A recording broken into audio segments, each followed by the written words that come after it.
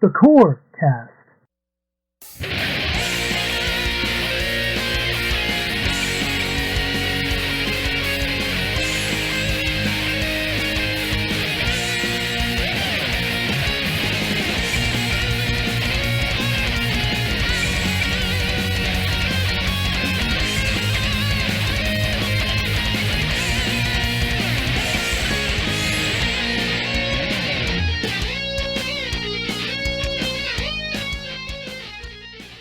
Welcome to the Shoot the Corecast, official companion podcast to RF Generation Shmup Club. This is a family-friendly shmup-themed podcast that says winners don't use drugs, even if arcade cabinets no longer do.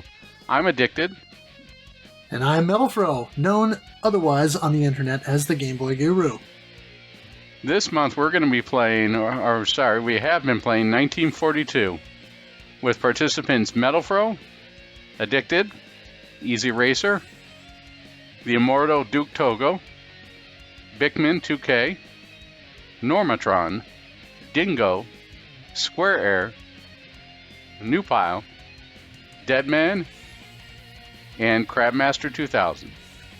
Yes, and this is all part of rfgeneration.com. The Shmup Club is a part of that site, and of course you can go to the site to use the database where you can create a list of all your games, create a wish list, and track your collection.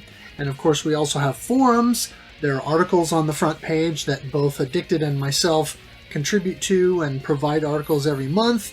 And there's lots of great content on the site. And so make sure you go check that out, rfgeneration.com.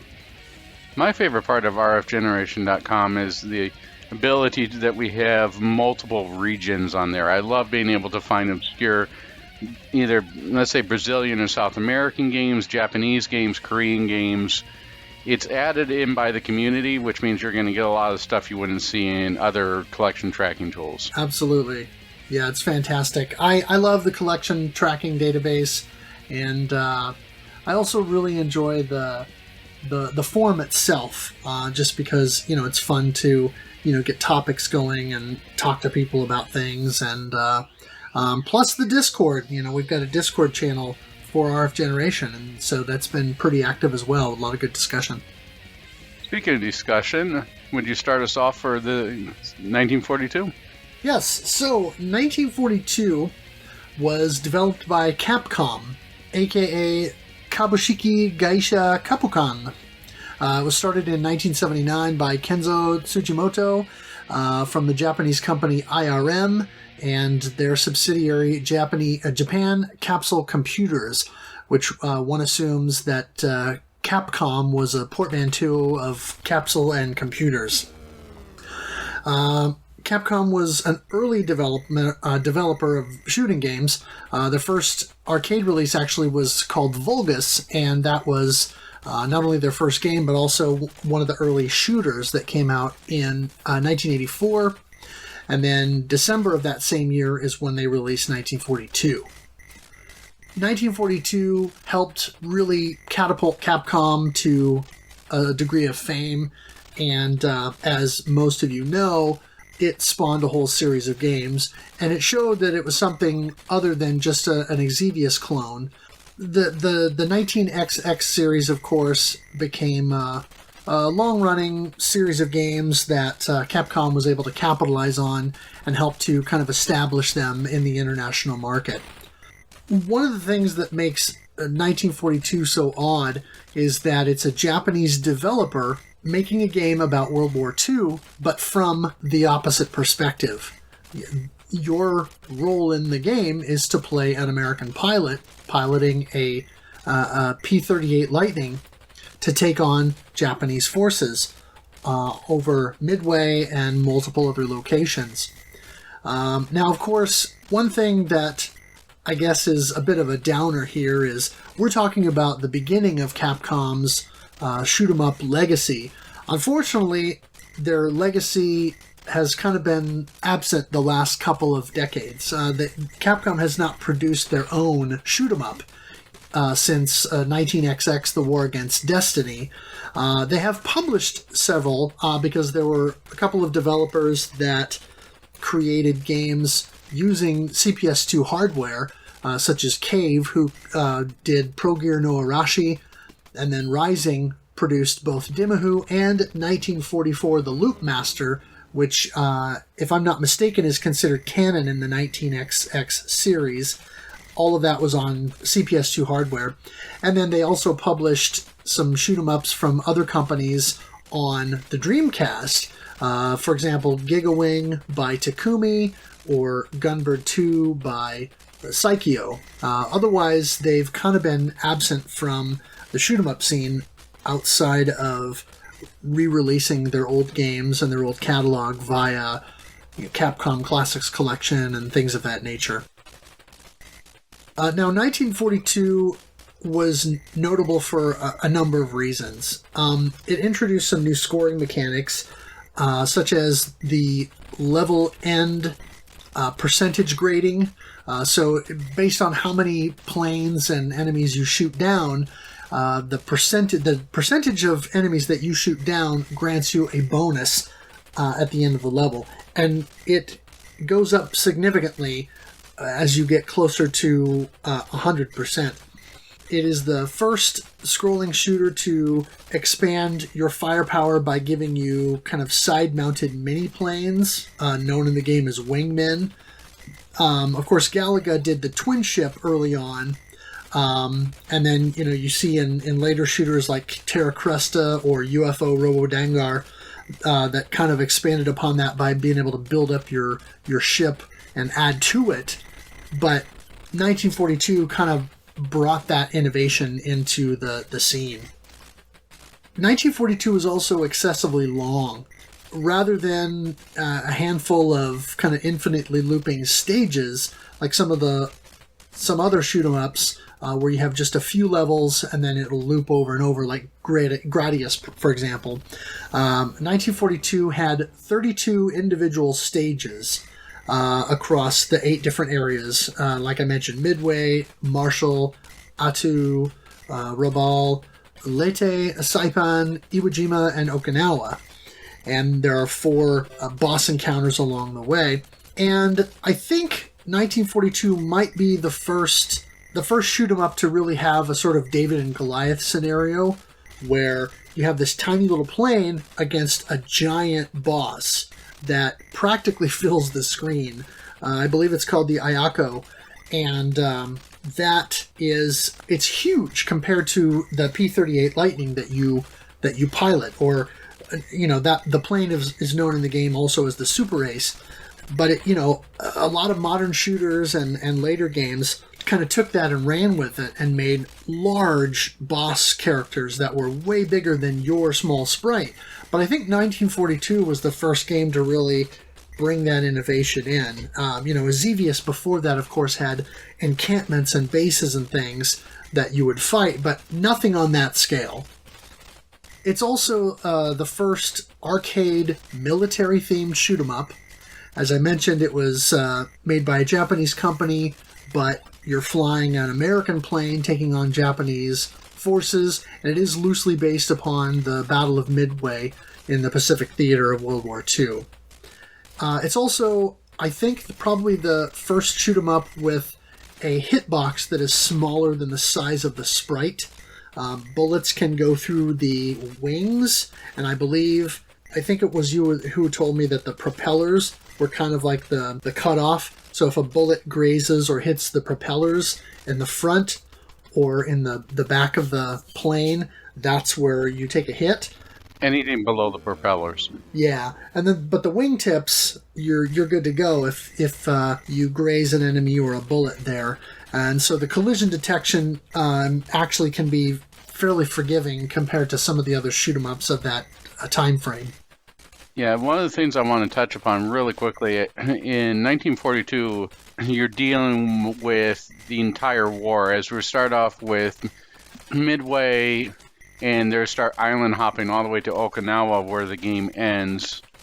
It's an overview of the war. Well, 1943, it's, in my opinion, a much better sequel.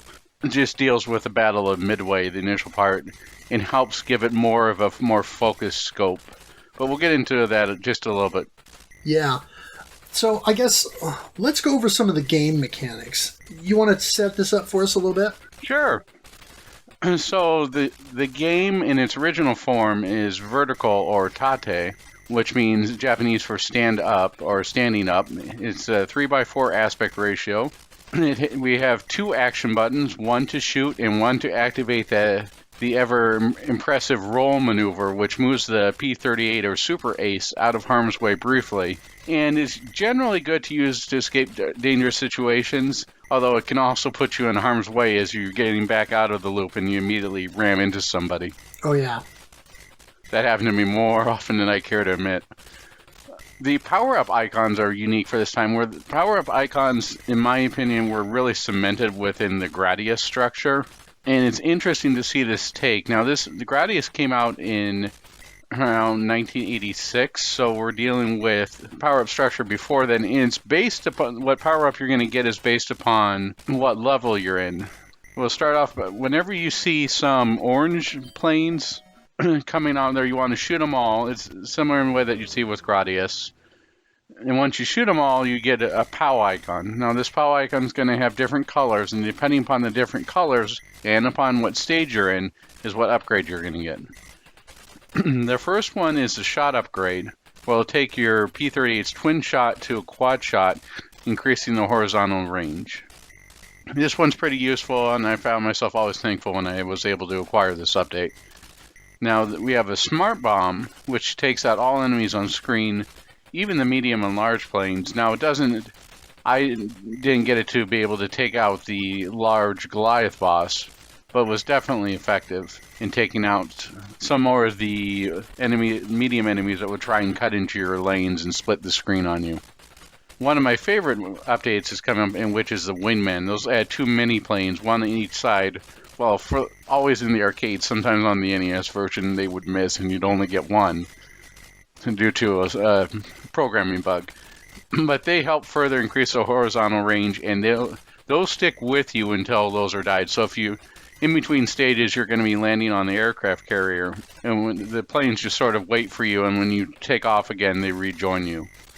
Now, one of the other powers we have is a bonus point drop, 1,000 points each, which helps you get those extra lives, or extra super aces. We all have the ever helpful no enemy bullets, which prevent small enemy planes from firing at you for a limited time. And we have the extra roll or loop, which adds additional roll to your stock, but it only lasts until the end of the stage, so you better use it or you lose it. Yeah, and one of the interesting things about the power-ups is, like you said, I think a lot of the structure for power-ups was established in later games, and sort of there was more of a formula where power-ups were more well-defined. In this game, every power-up is literally an icon that says POW, and is just the different color schemes that they use in order to determine which is which. So, for example, in the first stage where you get the quad shot power-up, it's sort of a grayish green with a black outline, and so you know that's your quad shot. Or the smart bomb is a white POW with a red outline, or the wingman is kind of a yellow and green combination. There's a couple of chances in the game, like 5 chances I think, where you can earn extra life, and that's POW in black with a red outline, and no enemy bullets is kind of an orange and black, and then your extra loop is a yellow and black, and then there's if you get a power up, either the quad shot or the wingman power up, and you keep it, you manage to keep it by the time you reach the second set of orange or red squad fighters, and you shoot them down, instead of it spawning, at least in the arcade game, instead of it spawning that same power-up again, you just get kind of a red and green icon that just gives you 1,000 point bonus. We should also mention the fact that no matter which of these icons you pick up, it's always 1,000 points bonus when you pick up a power-up, regardless of which kind. So you definitely want to make sure you grab those. One of the problems that I have with this power-up structure is, for the most part, you're not going to go, oh, look, I want this, or oh, I want this. You do.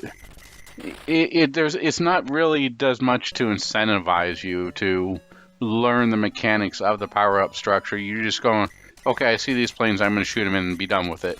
That's something that, I would think Gradius really nailed on right out of the gate with. And this is really early, and I can't really knock it against it, but I like the fact that there's variety. It's just you don't really need to pay too much attention to it. Yeah. Now, as I mentioned, it's 1,000 points for every power-up icon collected, no matter which kind. And as I also said, there's 5 opportunities in specific stages where the very first grouping of the orange and red planes will yield a 1-up. And they come on the screen and they leave very quickly, so you have to be really fast about shooting them down in order to earn that.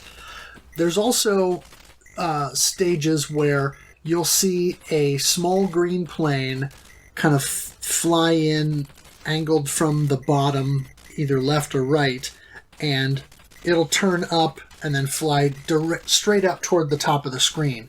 If you shoot that plane down, that will yield what's called the Yashichi.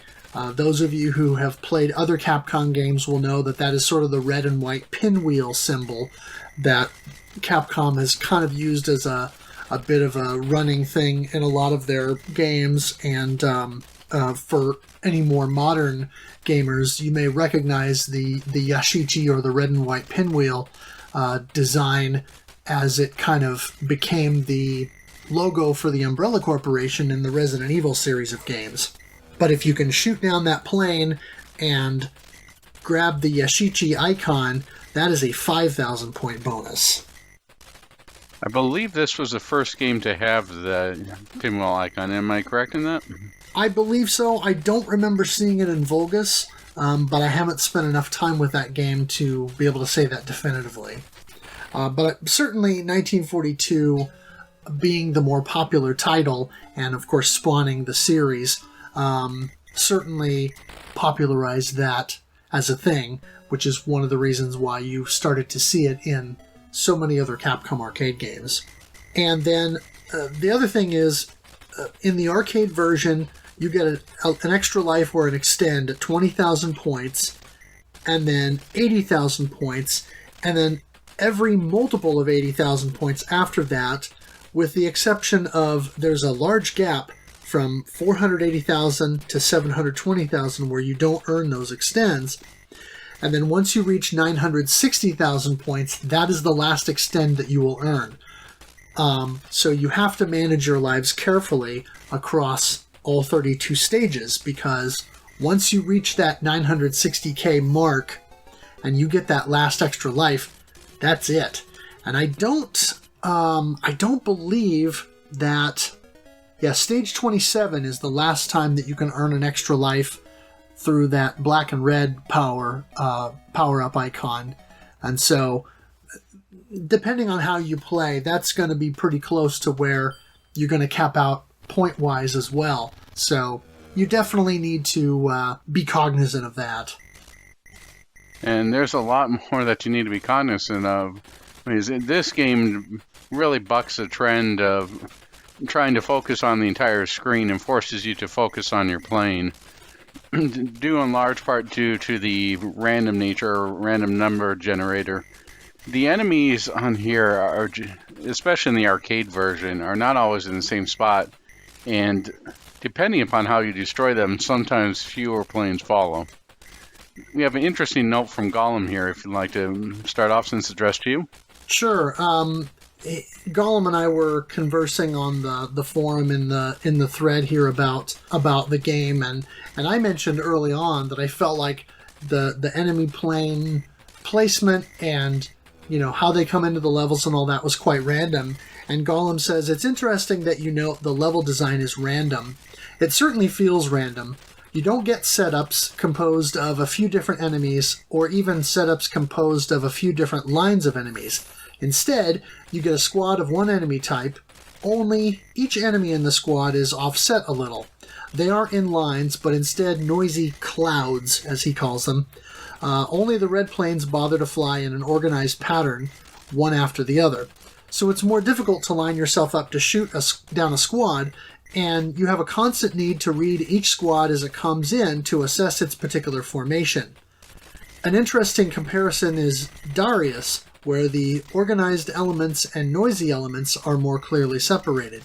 You get neatly lined up squads alongside individually placed turrets or hopping moonmen or what have you. In 1942, the squads themselves both have an element of organization and noise, as they spawn near each other but not in a line. That's a really good assessment, I think, because one of the tips that people in the thread were saying early on is in order to do well in 1942, one of the things that you should do, and I've heard this about other shooters as well, but in 1942 particularly, is don't pay attention to what's on the screen all over the place. Pay attention to your plane, to your avatar on screen, because everything else can exist in the periphery, and you can kind of deal with that as it comes on screen. But you really need to watch your plane, because you need to be able to judge the distance of other planes as they're coming in, where they're at, what angle they're coming in, are they turning towards you, are they firing bullets, etc.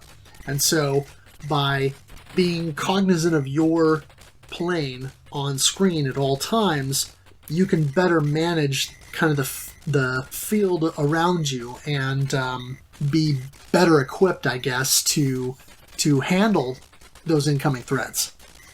Yeah, this game in particular is very, very keen, or the way to progress in this game is to always be managing your space. The game will constantly try and throw ways to cut off your lanes with the medium-sized enemies on there, or the enemy's shots will be leading to where they think your ship is going to turn, where you're most likely to have the super ace turn. It's very much a game about controlling your own lane. It's like you're on a freeway and you have these cars constantly coming in and off the freeway, and you have to make sure of be aware of your own space and where you are. Very similar to what you'd be looking for when you first start driving. Yeah, and that's one of the things that I found when I was playing the game. It has an uncanny way of humbling you because of the fact that there's so much randomness to it. And like you said, the planes will fire bullets based on where they think you're going to move. And, I don't know who programmed that, but, that's a very wild card kind of element in a game like this. And so when you're dealing with random placements of where enemies are going to come in, and it's not totally random, but, they're going to come in from this general area, but is it going to be at the top of the screen, or is it going to be partway down? Which side's going to come in first? And then all the bullet trajectories and things like that. I was playing, as I started to kind of learn the flow and sort of kind of get a groove with the game, I did a 200,000 plus point run where I was, doing relatively well. But then I kind of messed up toward the end of that run and lost several lives in quick succession. Well, then the next time I played, I didn't even hit 20,000 points to get my first extend, because I would get sniped by enemy bullets just because of how I was moving back and forth and, kind of down and around. So, yeah, it really has a way of taking the wind out of your sails when you're trying to do it. Especially, at least I felt this way, especially since I was playing very aggressively. I wasn't playing just for survival. I was trying to learn enough about enemy movement and all of that stuff to take out as many planes as possible so I could make sure to maximize that end level percentage bonus. And so some of that is probably my own, I'm my own worst enemy in that way. I'm not just playing for survival, I'm playing for score. But in this game, since there's so much random to it, you really don't have that much to lose to do it that way, because you can't memorize all of the ways that enemies are coming in and the way that they're shooting at you and all of that stuff. It's just too random. So it's an interesting dynamic. Yeah, the enemies will come from pretty much all sides too. So you're really just going in, to mention, in dealing with controlling your lanes and controlling the space around you. You're almost in some ways going around in circles because you got planes coming from the bottom, you got planes coming from the top, planes coming from the side, and it's not something that you can just simply pattern memorize. Like Gradius, you're going to know that, okay, this is going to work this way, this is going to work this way. You're not going to get that with 1942. No, definitely not. Now, moving on over to scoring on here, we'll start with the small enemies. Those are the gray planes, those little small gray planes, and they're worth 50 points each, all varieties.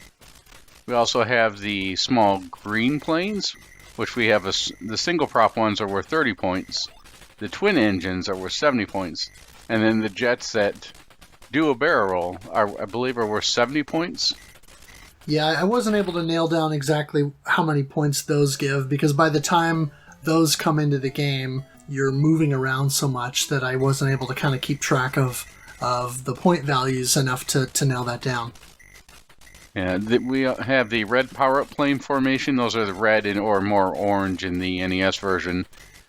I'm not sure how many points those are. I didn't have time to calculate that myself, but I do know that you get 500 bonus points for destroying the entire squad, and 1,000 bonus points, as mentioned before, for the power pickup. Moving on, we have the medium planes. These are the planes that will generally come in groups of 3, sometimes groups of 4, from the bottom. In the NES version, at least initially, they're more akin to minivans, slow-moving minivans trying to break up your lane as you maneuver around them. You get 100 points for each time you shoot one of those, and 1,000 to 1,500 points for destroying them. Yeah, and that's an element that I find very interesting in the game as far as the scoring is concerned, that you're awarded points just for connecting shots with them, and then you get the additional bonus for destruction. It's kind of a neat feature, and something that, again, is kind of forward-thinking in a way. It really adds an interesting scoring element, because if things are so frenetic that you can't get to where you can destroy one of those before it leaves the screen, at least if you can fire off a half dozen shots, you're still scoring points off of them.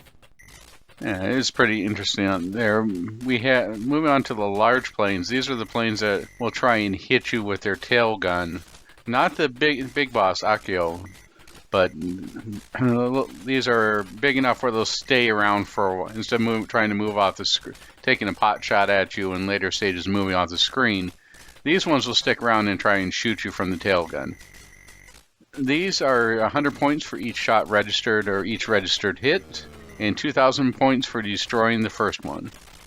Each successive plane yields an additional 500 points beyond the previous amount, up to a maximum of 9,000 points. These ones, I didn't have too many problems destroying. I had actually more problems with the medium planes that were always trying to break up the lanes.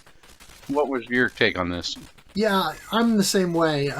Generally, the spread of 3, at least early on, is easy to deal with. Now, as you go along further in the game, that spread of 3 bullets becomes a spread of 5, at least in the arcade version. In the NES, I think it remains 3, and I would assume in some of the other lesser ports, it's also 3 the whole time. One thing that we should mention is that up to a max of 9,000, that's for each successive plane that you destroy without dying.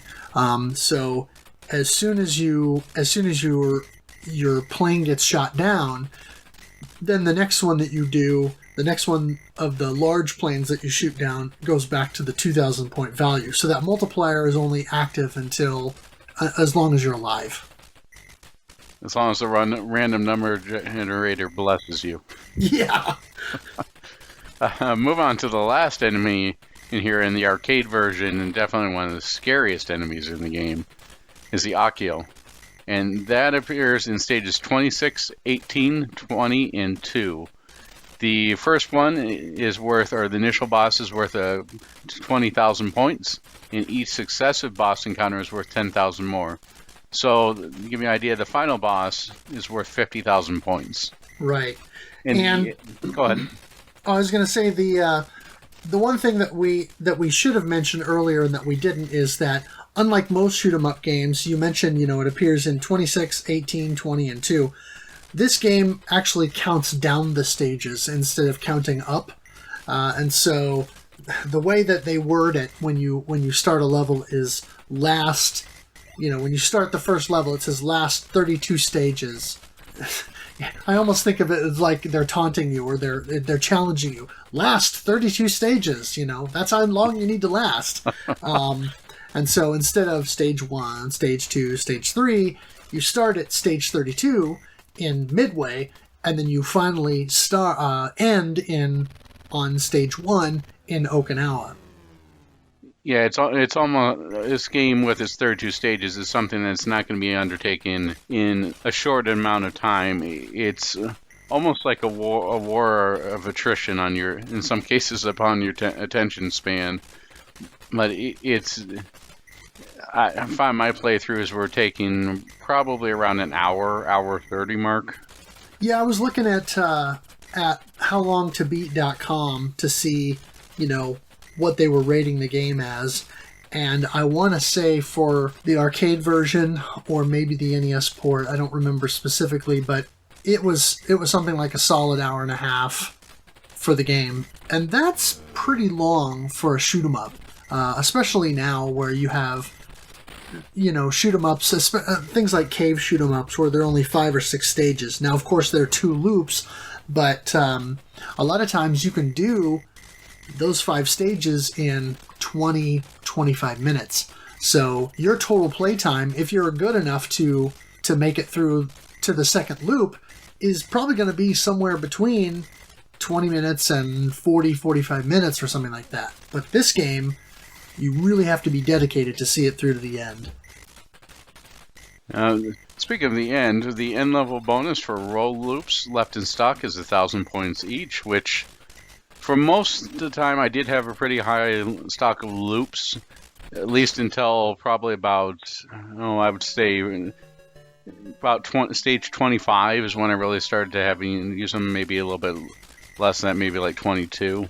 When did you start having to really engage with the looping? I didn't, and it's not because I'm so good. I'm not. It's more because A, I would forget to use them, and B, when I would remember to use them, it was usually in that split second where my plane was already being rammed into by a medium or large size plane from behind, or I was getting myself into the middle of a swarm and thought, maybe I'll use the roll to get out of this, but I didn't hit the button fast enough. So for me, I ended up with a full roll bonus at the end of almost every stage of almost every playthrough that I did because, either I just wouldn't execute it fast enough or I would forget to use it. And then I kind of reached a point where mentally I was sort of like, well, I'm not using these things and I'm progressing and I'm doing, what I need to do. And I like getting that 3,000 point bonus at the end of every level because that gets me that much closer to the additional extend. So I'm just going to roll with that.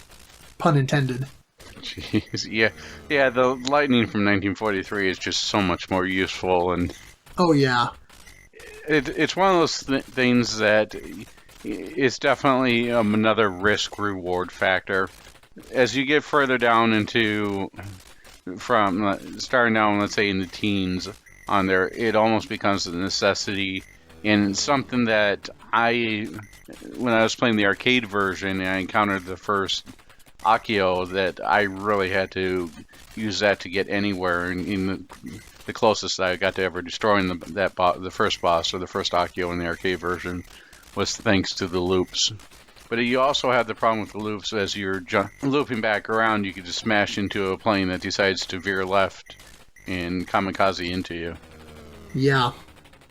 So at the end of each stage, as we mentioned before, you're given a percentage that breaks down there. Can you go through the breakdown real quick? Sure.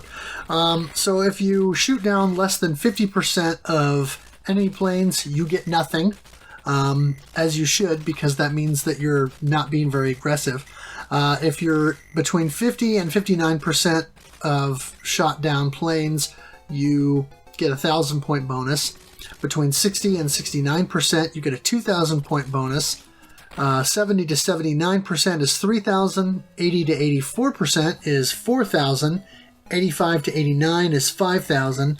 90 to 94 is 10,000. 95 to 99 is 20,000. And at 100%, you get 50,000 points. And of course, that is the goal, is to try and reach that elusive 100-point shot down percentage. I want to say that in my playthroughs, at least in the arcade version, I probably only accomplished that once, maybe twice. On the NES version, I probably did that a small handful of times, but wow, in the arcade version, it's really difficult. What did you find with that? Oh, well, on the arcade, definitely, with the random number generator, and there's always like a plane or two that snuck on by. It was even with the auto fire that's given in the Saturn and PlayStation port, it still maintains it extremely hard. And I believe it was Square who mentioned that in the forums. Yeah, he said something to the effect that in the arcade release at least, that 100% bonus is incredibly difficult to achieve. And I think he also said that he was only able to achieve it once. And of course, he scored well over 1 million points in a couple of his playthroughs. And so that's saying something. A lot better than I did, that's for certain. Speaking of point scoring on there, we have a tip from Crabmaster 2000, who points out if you die on the NES version, if you die during a boss battle, you will respawn right at that fight after killing the boss player, which in this case is the Akio again. The level is immediately over, so you get the 100% enemy kill bonus. It's possible to exploit this for anyone going for a high score.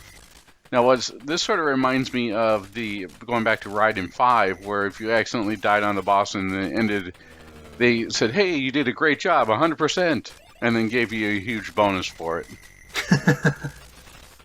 Yeah, it's funny how those things work.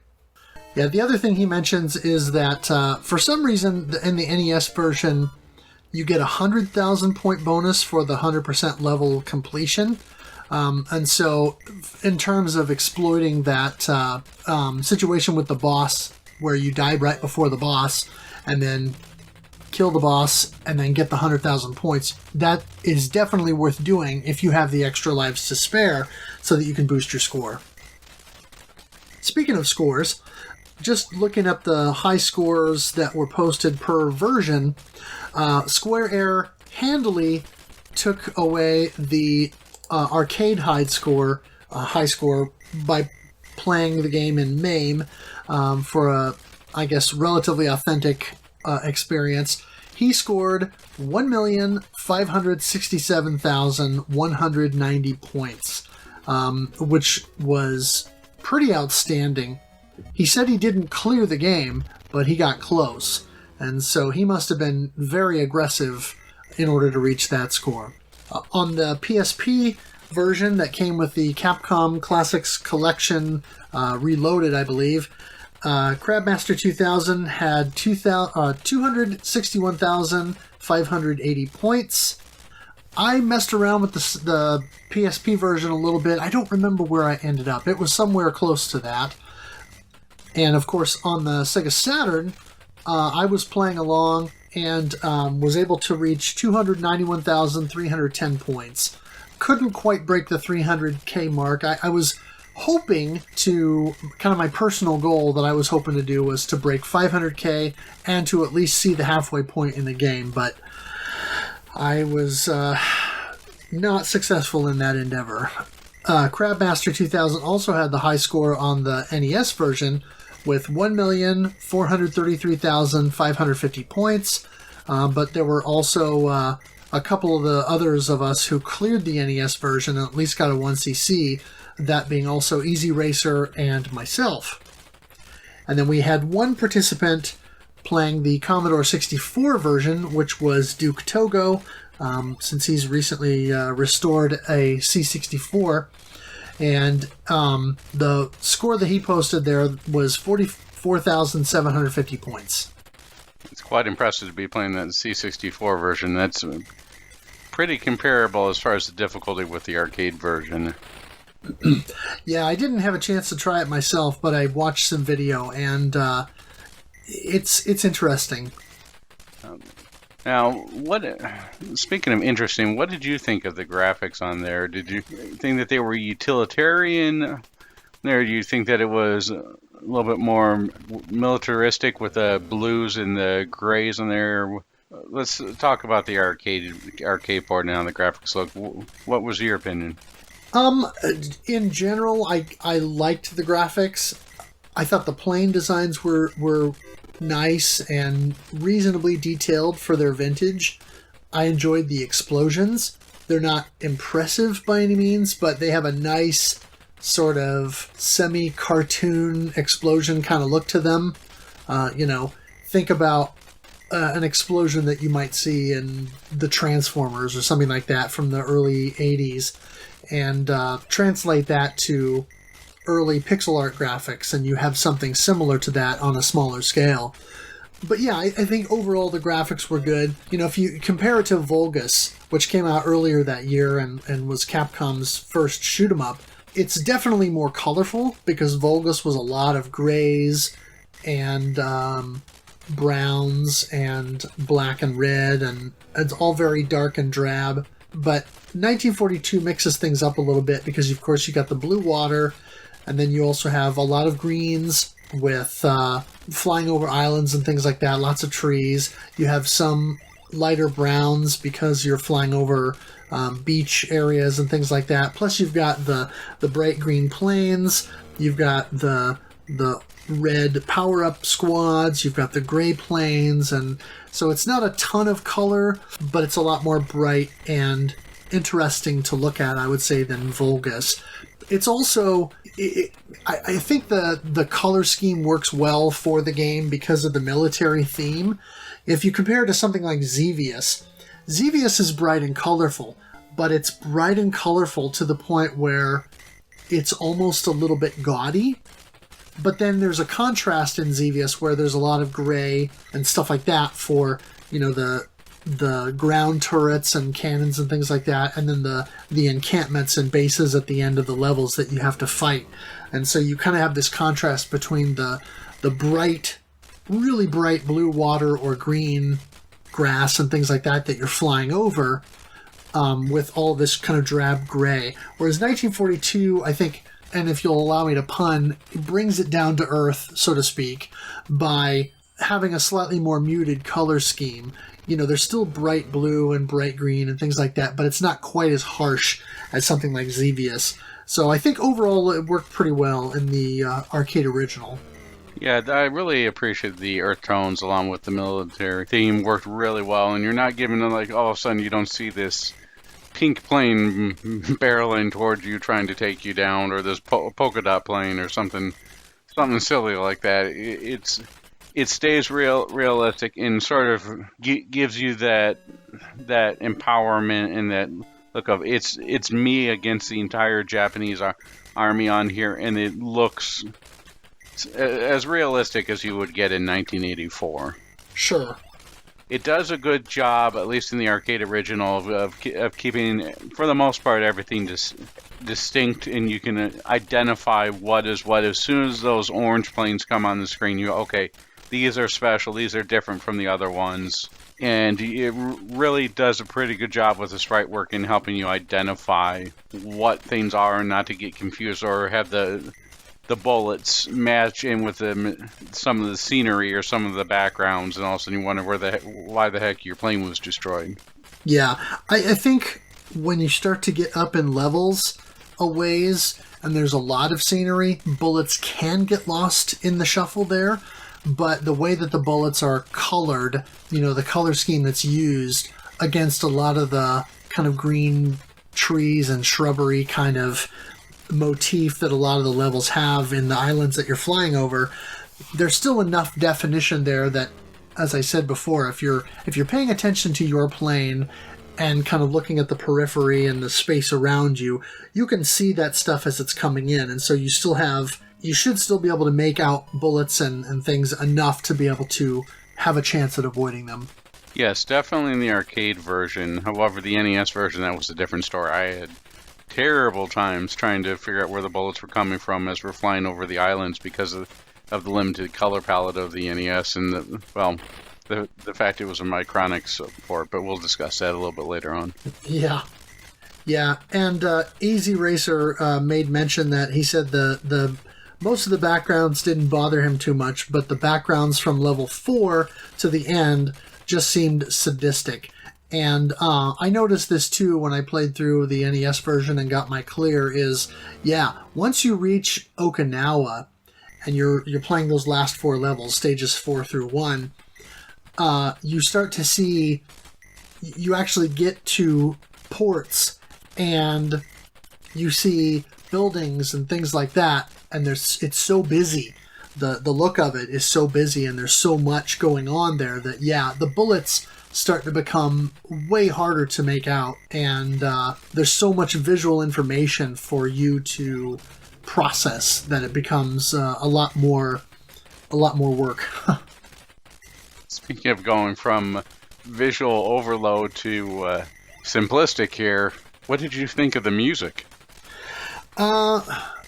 Music? In all seriousness, the little ditty that plays when you start a level or when you restart like a new level after a checkpoint, or the little end theme when you die and you get game over, those are nice. The sound that plays during the course of a stage, typically, I wouldn't classify it as music. It's more like military cadence. It's just a progressive drum beat that sounds like a drum line with snare drums, but they're not particularly punchy. And then you get this sort of whistling sound that sounds like a drill instructor, just kind of whistling at you in time, trying to get you to march or whatever it is. And so it's really very basic. It doesn't add much other than kind of, what's the word I'm looking for? Other than, I guess, helping to kind of sell the whole military theme. But it doesn't really enhance the experience necessarily. It just kind of is background noise. Speaking of background noise on there, I'm not sure if you'll say this, but I definitely felt that the NES version diluted it even more to the point where it sounded like Morse code. Yeah, the NES version, wow. We'll have to get into that for sure. Yeah, I mean, it was just, compared to the arcade version when dealing with the sound and the music, it was good enough, but it was just really there. I believe that nowadays we'd use the term or close to phoned in, but it's just not much better than you could probably get by just playing a couple instruments in GarageBand, throwing it together, and then calling it good. Yeah. Well, we should probably get into some of the different ports and versions of the game beyond just the arcade. This game was actually ported to a whole bunch of microcomputers back in the day, which was to be expected.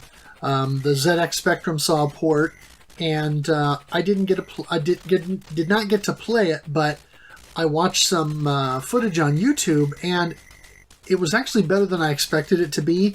It looked like it moved relatively smooth.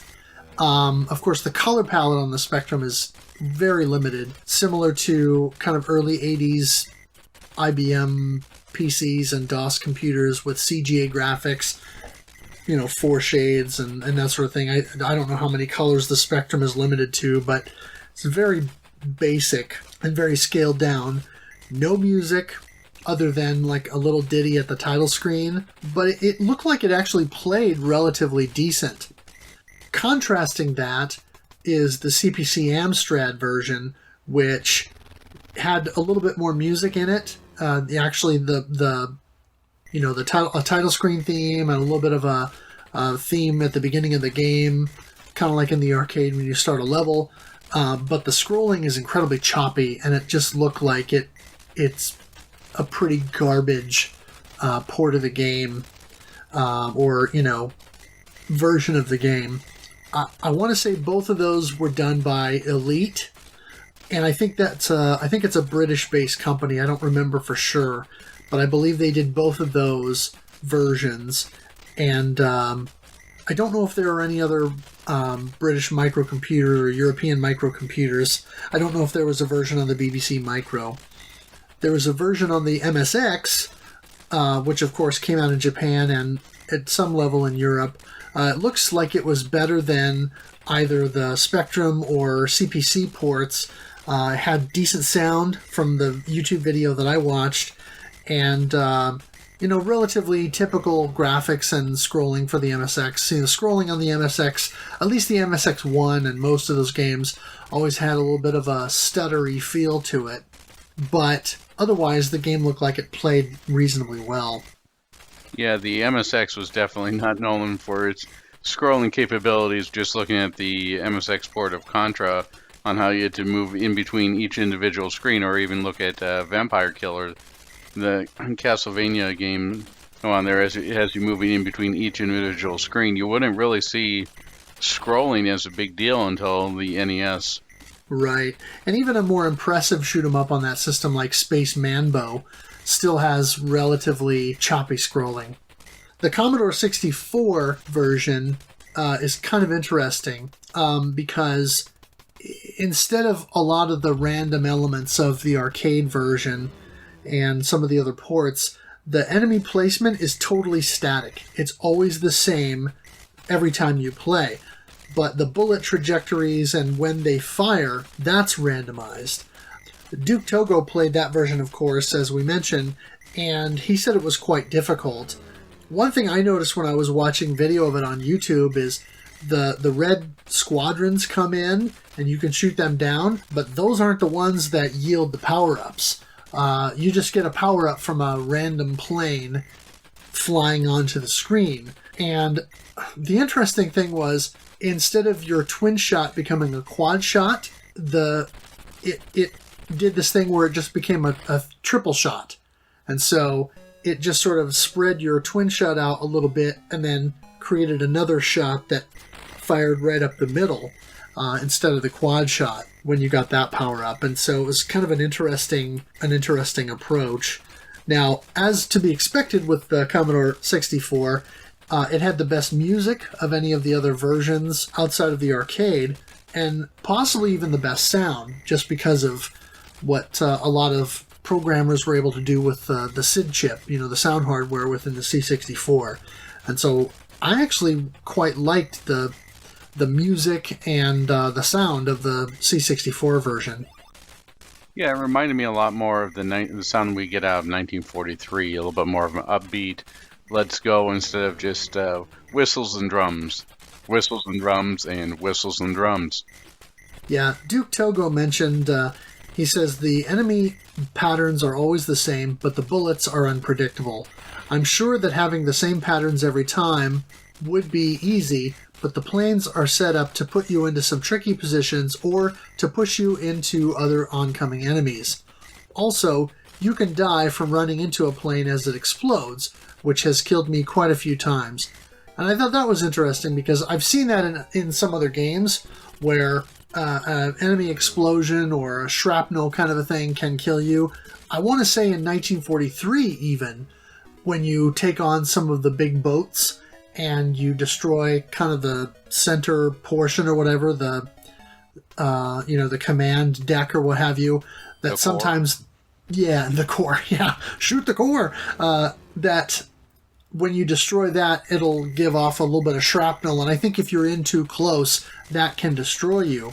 So it's interesting that element was in the C64 version.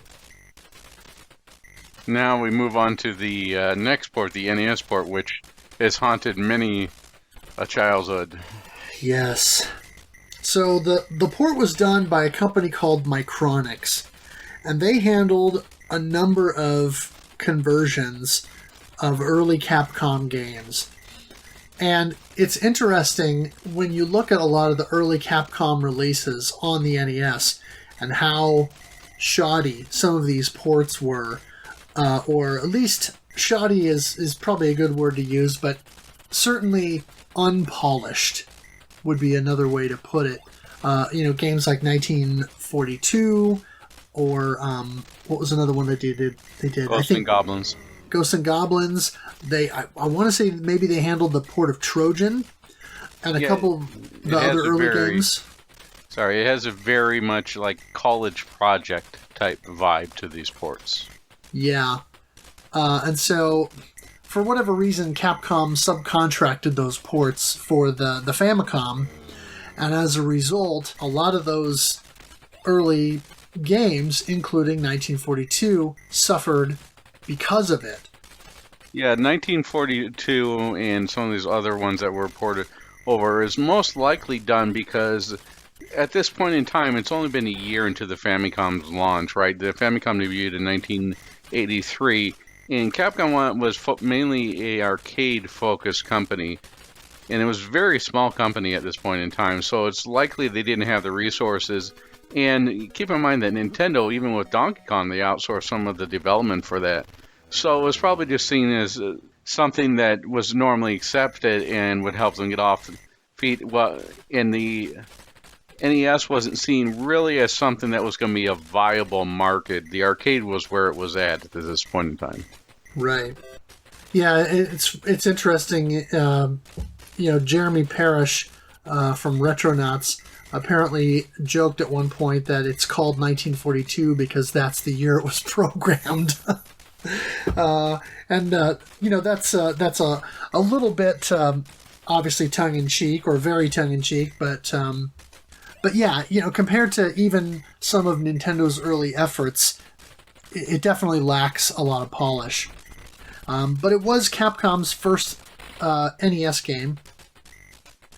Another statement that Jeremy Parrish made is, of course, you'd have to be comatose not to have noticed what happened with the game's soundtrack when it was ported. Which, of course, you mentioned earlier, having that military cadence kind of music turned from what we heard in the arcade to effectively Morse code with tinny little drum beats. I wouldn't be surprised if it really was Morse code and translated to help me. Yeah. The other thing that I noticed in the game is that just in general the sound is dodgy. When you destroy the medium and the large planes, their explosion sounds like I'll just say it, the fart noises that you would hear on the Atari 2600 when you would have enemies exploding in some of the games on that. Just this kind of, bleh, almost barf noise kind of a thing. And it's funny, but it's also a little bit distracting because of how bad it is. Yeah, everything with the NES port and Micronic's port of 1942 lacks oomph to it. It's just very lackluster. It definitely gets the job done, but it's sort of like the car that drives a race and then falls apart right after crossing the finish line. Yeah. Everything is very stuttery, and the color choices are very drab. People complain about early NES games or early Sega Genesis games as not being very colorful or looking kind of drab. This game is incredibly drab, at least on the NES, and yeah, it's just not pleasant to look at in any way. I mean, I would rather play Galaga and have half the colors on screen, but have it be more vibrant and bright and interesting to look at amongst space than the dull blue dither pattern of the water, or the drab, poorly rendered pattern of trees and stuff like that on the islands. Yeah, it really makes it hard. As we mentioned earlier in the NES port, it really makes it hard to see as you're flying over the islands where the planes and the shots are coming from. because the white that's chosen for the Super Ace palette or the Plains palette works well when you're over water. But as soon as you start getting to some of these more earthy tones on there, it makes it incredibly hard to see where things are. Yeah. The game is buggy. Sometimes you'll hear the shot sound when you press the button, but you don't see it, and I don't know if that's because it doesn't actually shoot or if it's just flickering real bad. There's tons of flicker. There's a lot of slowdown, especially late in the game. Of course, rather than trying to do the kind of black bar on the side with all your stats to keep the aspect ratio more like the arcade, it's a full 4:3. And so Easy Racer mentioned to me that of course makes the game easier to play because you have more screen real estate to work with. But I don't know, it doesn't really add anything to the game other than that. Another thing that I noticed is there were times, like you said earlier, when you would get the wingmen, and as they'd be flying on the screen, one of them would collide with an enemy and be gone. And so you'd end up with only one. Other times, I would notice that I'd be flying along and shooting enemies, and let's say I'd be somewhere on the left side of the screen toward the bottom, and I'd have my wingman and I'd be taking out enemy planes. Over on the right side of the screen, you'd have one of those green planes that would kind of come in from the bottom and then start flying to the top that you could shoot down for the Yashichi. And inexplicably, as soon as that plane would get all the way on screen and turn to make its upward ascent, it would just randomly explode. And so I wouldn't even have the opportunity to move over to the other side of the screen and shoot it down to get the bonus points. It would just explode. And I don't understand that. But again, it just kind of goes back to the whole product being very unpolished and downright shoddy in some ways. Yeah, one of the things that I did appreciate, going back to Easy Racer's comment on there, is that it was, when the arcade version, even though you could, in theory, move from top to bottom, there was an invisible wall that you hit at the top. You'd have to wait for it to scroll. The NES port doesn't have that. It gives you pretty much freedom to go with it everywhere. And due to that, it makes it a little bit easier than the arcade. Of course, the limitations of the NES make, the game's programming, or the port's programming, make the game a lot easier on the NES. True. Crabmaster 2000 made mention. He said because he played primarily the NES version early in the month, he says, "I like shooters with simple power-up systems like this. I get it right away, and I don't have to build back up too far if I die and lose them. Also, your ship is nearly as powerful with the default setup as it was with the fully powered shot. The big bomber ships that come in from behind get destroyed at the same point on the map, regardless of how powered up I am.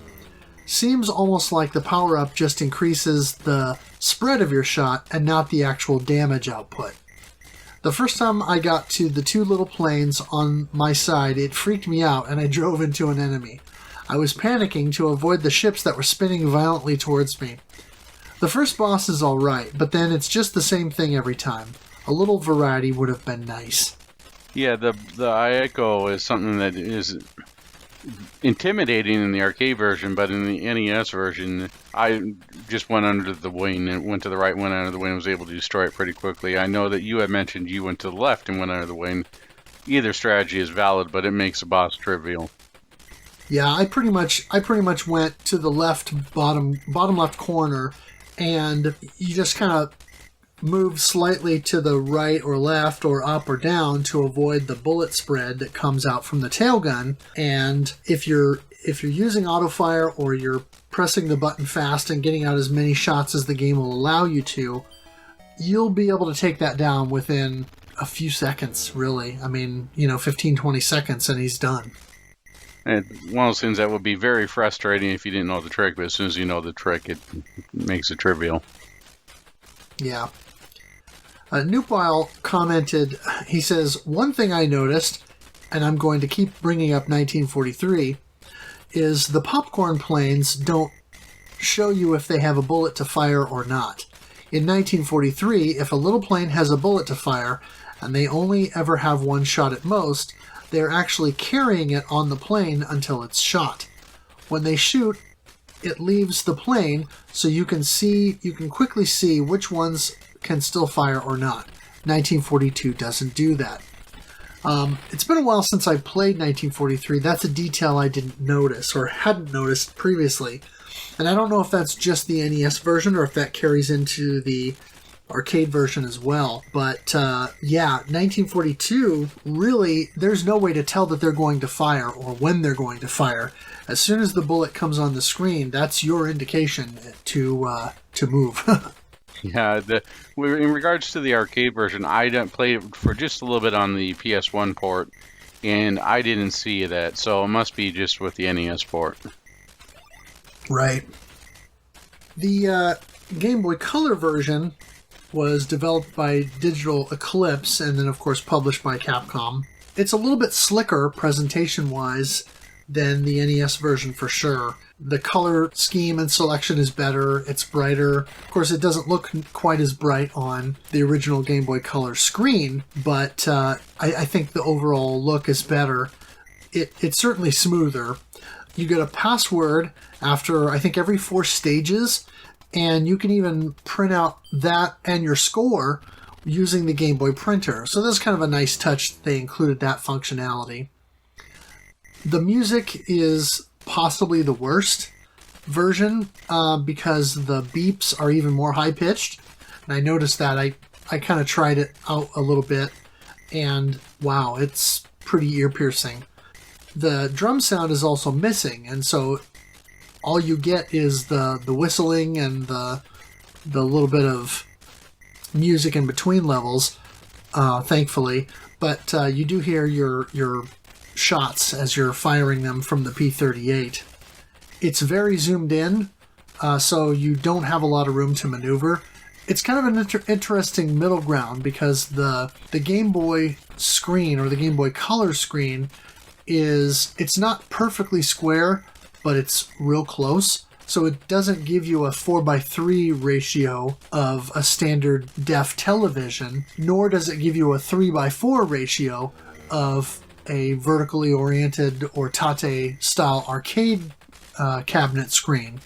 So it's more of a square, and so any room that you get back on something like the NES version where you get to move around more, or that tall kind of screen area where you have a narrow lane, so to speak, in the arcade version, you're kind of in a middle ground on the Game Boy Color port. But it's also, because everything is zoomed in, you really don't have that much room to maneuver. That said, it's not that difficult. When I was messing around with it, my second time playing it, I had scored over 500,000 points on a single credit. So they don't fire as many bullets, and depending on how you do it, you probably won't get as high a percentage of shooting the enemies down. But it really is a relatively easy port of the game, all things considered. Also, the planes that come in from the side that shoot up to the top, that you shoot down to get the Yashichi, those things move really fast. And so if you're not close to where they're going to be, or at least kind of toward the center of the screen, you're not going to have time to move over and shoot those things down. So you really have to watch for those. As far as the Capcom Generations release, that was in Japan only for both the PlayStation and the Saturn. The Saturn version is what I spent most of my time on during the course of the month, until toward the end when I focused on the NES version for a little bit. But I'm not going to say they're arcade perfect, but they're awful close, if not arcade perfect, for all intents and purposes. Both of those collections also include 1943 and 1943 Kai. And one interesting thing that I found is that they have 2 levels of auto fire. So on the Saturn port specifically, I can speak to that. The left trigger gave you kind of a medium auto fire where it would have a little bit of a delay between each round that it fires. And the right trigger gives you much more of a rapid fire kind of situation. And so what I found is I would hold the pad and sort of hold down the left trigger as I was swinging back and forth and, moving my plane around as I was using that to take out enemy planes. In the beginning of a stage where you get bombarded with small groupings of the gray planes, a lot of times I would use the right trigger rapid fire to quickly take out small clusters of them. And then when the medium or large size planes would come on screen, I would try to run right up to them and point blank them with a right trigger using that more rapid fire auto and try to take those out very quickly so that I could dispatch them and then go back to a more medium paced auto fire to kind of have a relatively steady stream of auto fire going on. Did you notice kind of a similar thing with the PlayStation version? Yeah, the PlayStation version was almost identical to the Saturn version. The only difference that you're going to see between those is that with the version 1, Capcom Generations Volume 1 and Volume 5, Volume 1 being the 19XX or 1942 and 1943, it's going to be a little bit lower resolution, but it's going to be a better resolution because we all know that the Saturn has a minimum resolution that it can support, which led to weird things such as the Castlevania or Akimaju Dracula export of Symphony of the Night. Some of the looks stretched because of the minimum resolution of the Saturn. So it's going to be a little bit more arcade perfect on the PlayStation version, but both versions are fine and both versions are identical. You get the low auto fire and the high auto fire, and both include the same number of games and play functionally identical.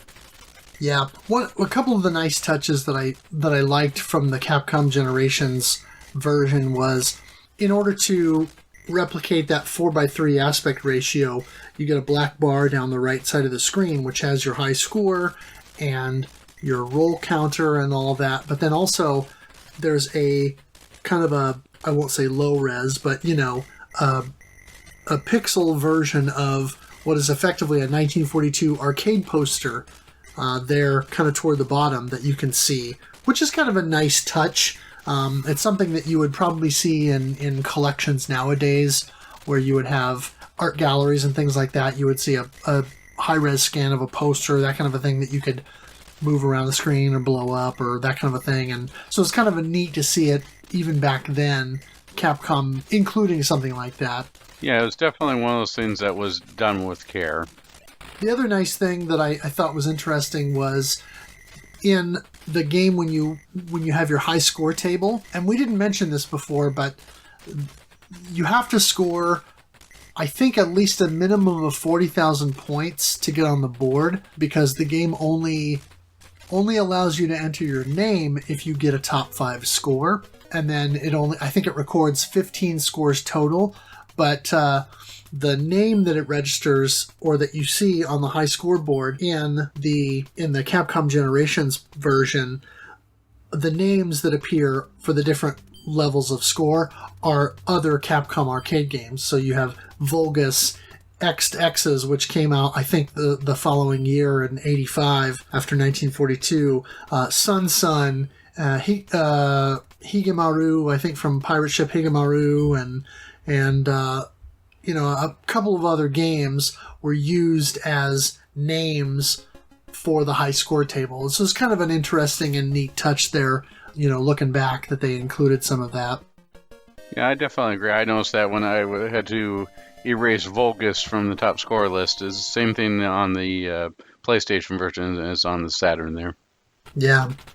In the subsequent generation, Capcom put out the Capcom Classics collections, and there's Volume 1 and Volume 2 for the PlayStation and the original Xbox, PlayStation 2 and original Xbox. And then the PSP had 2 collections, Capcom Classics Collection Reloaded and Capcom Classics Collection Remixed. Now, the the reloaded version, is the one that's got 1942 on it. And one of the cool things about the PSP version is that it gives you that ability to rotate your system and play it in a tate mode, because the PSP screen is a little bit wider, not quite a 16 by 9 screen size, but it's close, and so you can rotate that. And the interesting thing is it gives you multiple screen options. You can play in original resolution, which makes it very small on that screen. You can do what's called full, where it stretches it to the width of the screen, and then you get kind of a letterboxing effect on the top and bottom. Or a stretch mode, which literally fills the whole screen, which does not look good, and I do not recommend using that. But I was playing on that for a little bit and enjoying that. Unfortunately, the PSP version in the Classics Collection only has one level of auto fire, unlike the PlayStation and Saturn Capcom Generations ports. So a little bit of a half step back there. I'm not sure why Capcom elected to do that. I want to mention briefly, too, a couple of related games. There's 1942 Joint Strike, which came out on PS3 and I believe also the Xbox 360. That was just in their respective digital marketplaces. It's more of a reimagining of 1942 with some various accoutrements from 1943 and after that were added to the game. So it's more of, take that original game and let's remake it, but, kind of fancy it up. So it's not really strictly an updated version of the game. It's more of, like I say, a reimagining. And then there's also an iOS version of 1942 called 1942 Mobile, but apparently it's old, and the listing for the game says that it doesn't work on iOS 11. Well, now, as of this recording, iOS 12 has been out for over a month now, and so it probably hasn't been updated in a while, and there are some fairly negative reviews of it, so it's not something I would recommend. There are some other, if you like shmups on the go, there are definitely a lot of other options that are probably far superior to that. So I guess looking at all of this and all of this stuff that we've discussed, what would you consider to be your general impressions of the game? When I first tried out 1942, I tried it out via the NES port or the Micronics port, and I liked it. It was something that I kept going back to, but it felt like I was hitting an impenetrable wall. It was something that just seemed like, wow, these games are hard, and it's just the way it is. But going back to it now, it's like, okay, the NES port is pretty simple compared to what I faced before. Now, the arcade version, on the other hand, that may be close to as impenetrable wall as I'll get. But I like it. It's great for what it is in its place and time, but it's been surpassed on many, many, many games in the 19XX series. It's a great template. It did a lot of things right. It did a lot of things first, but it's one of those things that, by today's standards, unless you add something to it, is frustrating and probably not worth revisiting. Yeah, I'm going to echo a lot of that. I'll take a half step back and say that I wouldn't say it's not worth revisiting, but I would say that for the amount of time that we've dedicated to the game, doing this in the format we're doing, where we take a whole month and we dedicate to it, that's a lot of time to spend on a game like this that has so much randomness to it. I think the fact that there are multiple versions to explore makes it easier, and certainly I felt very good about going into the NES version, and within about a week and a half, in that span of time, being able to go from memories of playing the NES game a decade earlier or so and thinking, wow, this is really hard, I'll never beat this, to getting a 1cc and scoring over 1 million points, and being very happy about that, and really feeling like I had accomplished something. So yeah, I wouldn't say it's it's not worth revisiting. What I will say is it's a slog.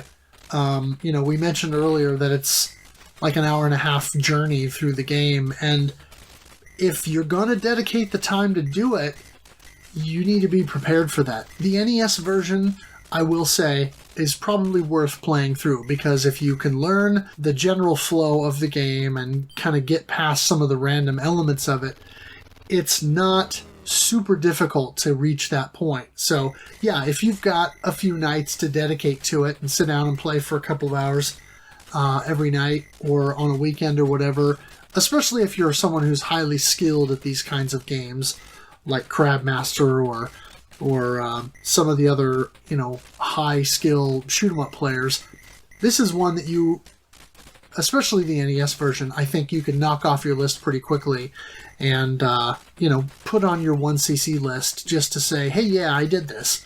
But as far as the arcade version, I don't know that I could recommend anybody spend or take the time to make that kind of accomplishment happen unless either you really enjoy the retro aesthetic and the retro appeal of it, or you just really have an appreciation for the early games in the genre. I think both of us have mentioned multiple times, during this recording session here, that 1943 is vastly superior. And I think almost everyone who has played 1942 and 1943 would echo that sentiment. Yeah, and to clarify, I'm not saying that there isn't fun to be had here. I certainly did have fun playing on here, but as far as maximizing the amount of fun that you can get from your investment or what you put into it, I would definitely go with the NES version, or maybe the PlayStation or Saturn port for the Capcom Classics Collection. But if you're playing the random chance or the random number generator in the arcade version, just kills it, because you'd feel almost it's not a test of skill. You can't get better by learning patterns on there. It's akin to playing scratch offs.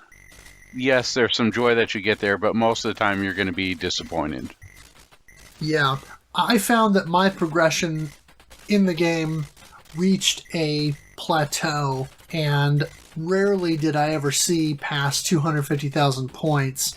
Again, some of that is my own limitations as a player. Some of that is my tendency toward playing aggressively and trying to score as high as I could, and thinking less about playing for survival and more just trying to hone my skill in general.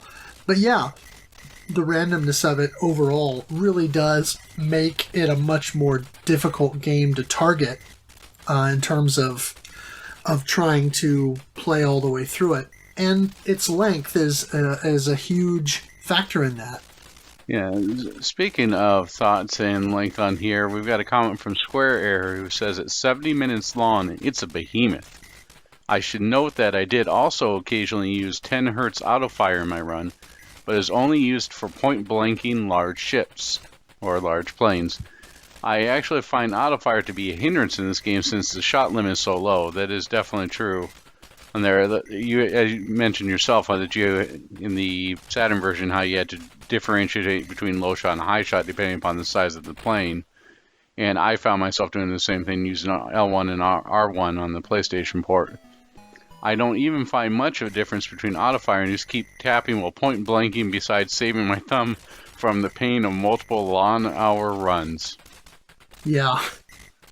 Yeah, if you don't have if you're trying to do this on a regular pad without autofire, God bless you and good luck.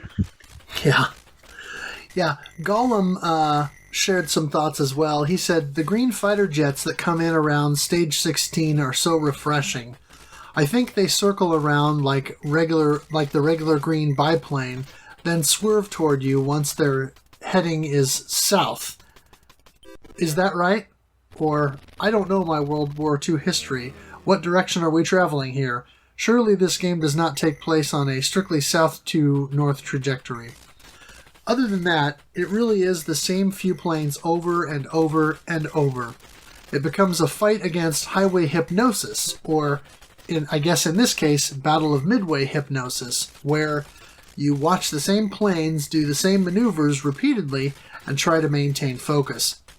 Autofire definitely helps in this regard, since I haven't developed endurance for rapid fire much longer than 30 minutes.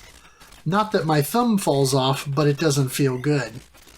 He also says, is it just me, or is the first stage weirdly hard? I always lose a couple of lives there and think my credit is scrapped, but then I'll survive past it and have a fine run. And yeah, I've noticed that too. Like I said earlier, it has a way of humbling you very quickly, where in the very first stage you can get sniped by an enemy and just lose a life. Especially, I find it especially annoying when I just get the power up to get the quad shot, and within seconds will get sniped. Yeah, it's definitely something that I can more like of a battle of, as he mentioned here, highway hypnosis. It's a battle of attrition, and there is sooner or later you're going to make a mistake. Not whether it be in the random number generator that you're doing with the arcade, or with the slow speed and just monotony of the NES version. Yeah. Normatron also says, I may try a little more on the NES version of the game, but this is my high score I was able to take a snapshot of, which he posted in the forum. He says, it's funny. I can get much farther in this one, and the one on the Capcom collection, arcade collection, I like more, even though it drives me crazy. And I would echo that. You know, the NES version is easier to play and easier to get further in because of the things that we mentioned before. But the port is just so riddled with issues that, yeah, the arcade original is more fun to play because it's more hectic, it's more frenetic. You know, you definitely have to be a lot more on your toes with it. But it does get maddening pretty quickly because of all the RNG and how difficult it is to maneuver through, waves of planes and bullet spam and all that. It's definitely something that will be okay to deal with in short bursts, but if you're dealing with something for an hour and a half, it does truly try your patience. Definitely. So, any final thoughts, I guess, on 1942? It's something that I think I could see myself coming back to again, and definitely playing the NES version again despite its faults. But if you're not coming in for something to enjoy, or for maybe in some ways for the historical aspect of it, you might want to just skip and go directly to 1943. Yeah, this is one of those things where I could see myself pulling the Capcom Classics collection or the Capcom Generations out and mess around with 1942 for 20-30 minutes and go, okay, that was fun.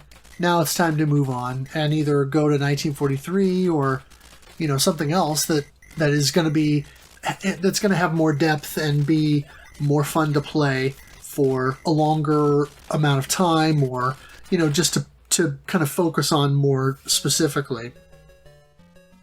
So that is 1942 by Capcom. What do we have coming next? We're recording this in November, so right now we're playing Steel Empire, and we're looking at all versions of that game. Of course, the Sega Genesis and Mega Drive original. It was released on the Game Boy Advance. That came out in Japan and Europe. Sadly, we did not get it here in the States. It was also released later on the 3DS in the eShop, and has been recently released within the last few months on Steam, which is based on that 3DS release. And so we've got some interesting conversations already going on in the forum, and this is going to be a fun one to talk about, I think. Yeah, this is the one that's done, I believe, by Hot B, which gives you I really like the fact that it gives you two different planes, plane and a blimp to choose from. The steampunk aesthetic is really nice. You have what's sort of a oddity in a shmup. You have the ability to shoot forwards and backwards, which I really liked in their previous game, Over Horizon.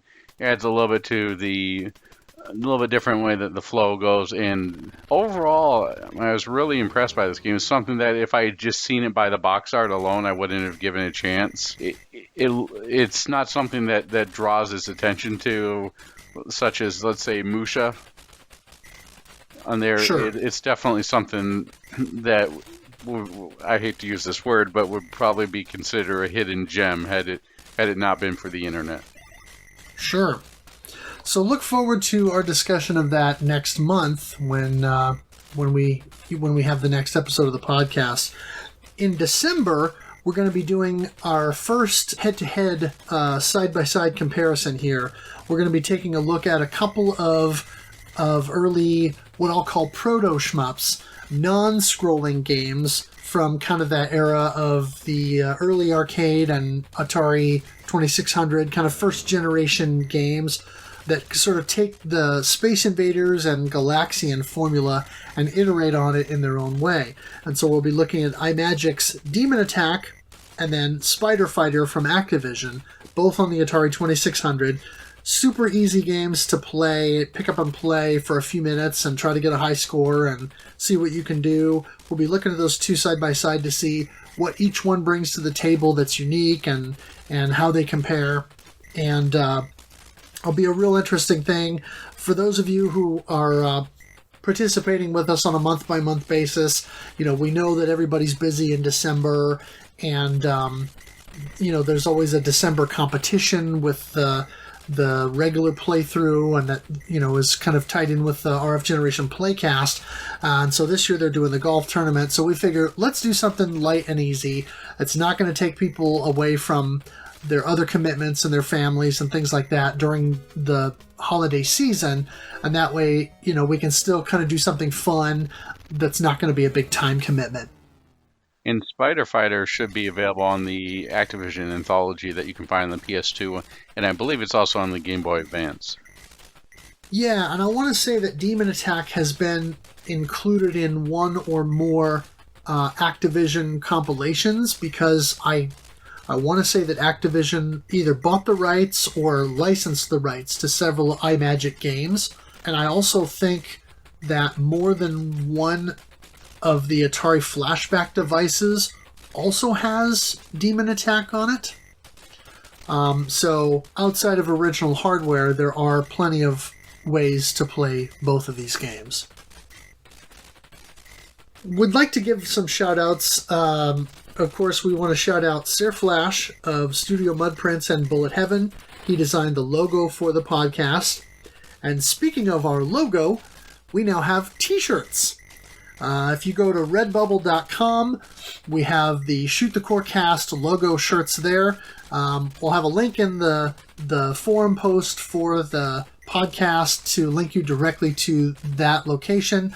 But if you just go to redbubble.com and search Shoot the Core, you'll see our shirt as one of the top results, and you'll be able to buy a t-shirt and support the podcast that way by, you know, representing and spreading the shoot 'em up love, so to speak, by buying a shirt and you know, getting the word out. Also, like to shout out Kogasu, who provided the intro and outro music. Awesome guitar remixes of Gallantry from the Raiden series, and then also track from Gradius 3. And of course, again, rfgeneration.com and the RF Generation Playcast podcast companion for that. And always great listen on that podcast, so make sure you check that out as well. We also need to give a major shout out to Pericles, who was gracious enough to let us use the audio portion of his 1942 clear that he put up on his YouTube channel.